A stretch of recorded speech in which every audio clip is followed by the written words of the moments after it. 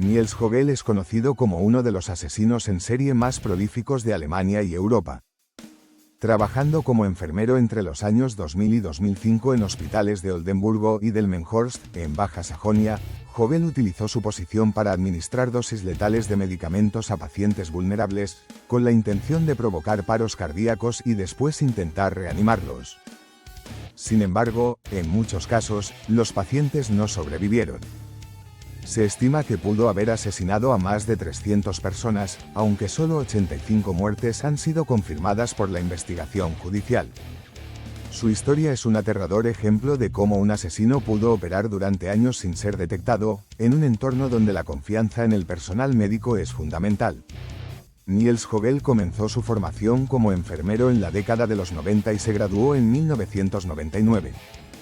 Poco después, obtuvo un empleo en el hospital de Oldenburgo, donde se hizo conocido entre sus compañeros por ser un profesional diligente, aunque también mostraba comportamientos peculiares.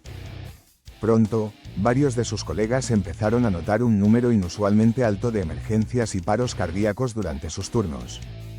A pesar de las sospechas, no se tomaron acciones inmediatas en su contra. En 2002, fue trasladado al hospital de Delmenhorst, donde continuó con sus actividades criminales.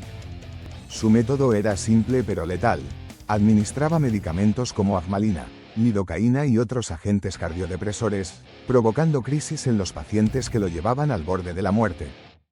Luego, intentaba reanimarlos, en ocasiones logrando salvarlos, lo que le daba una sensación de poder y reconocimiento entre sus compañeros. Sin embargo, en muchos casos, las víctimas fallecían. En 2005, el comportamiento de Hogel despertó serias alarmas. Una enfermera lo sorprendió administrando un medicamento no recetado a un paciente. Este hecho provocó su despido inmediato y desencadenó una investigación interna. Los informes del hospital mostraron un patrón alarmante: la mortalidad en la unidad donde trabajaba era anormalmente alta durante sus turnos. En 2008, fue condenado por intento de asesinato después de que un paciente al que había administrado una dosis letal de un fármaco lograra sobrevivir y testificar en su contra. Sin embargo, esta fue solo la punta del iceberg. A partir de 2014, las autoridades comenzaron una investigación mucho más amplia, exhumando los cuerpos de antiguos pacientes y analizando los historiales clínicos. En 2017, se confirmó que Hogel había asesinado al menos a 85 personas, aunque los fiscales creen que el número real podría superar los 300.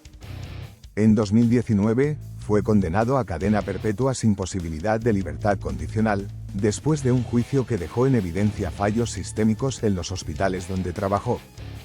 El caso de Niels Hogel tuvo un impacto profundo en el sistema sanitario alemán. Se cuestionó la falta de supervisión y las prácticas de contratación en los hospitales, ya que su comportamiento sospechoso había sido ignorado durante años. Se implementaron nuevas regulaciones para el control del personal médico y el seguimiento del uso de medicamentos críticos.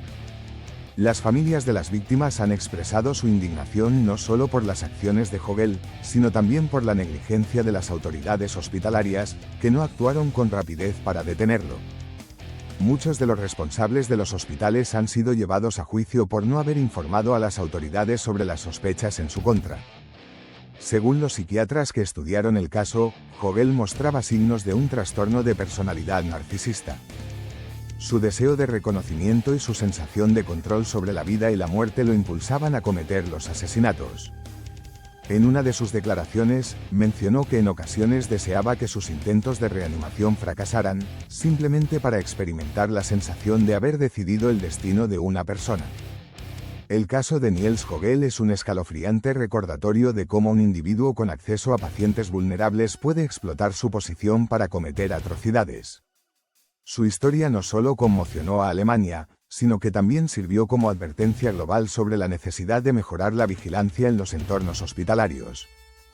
A día de hoy, sigue siendo un caso estudiado en criminología y medicina forense como un ejemplo de los horrores que pueden ocurrir cuando se ignoran las señales de alerta.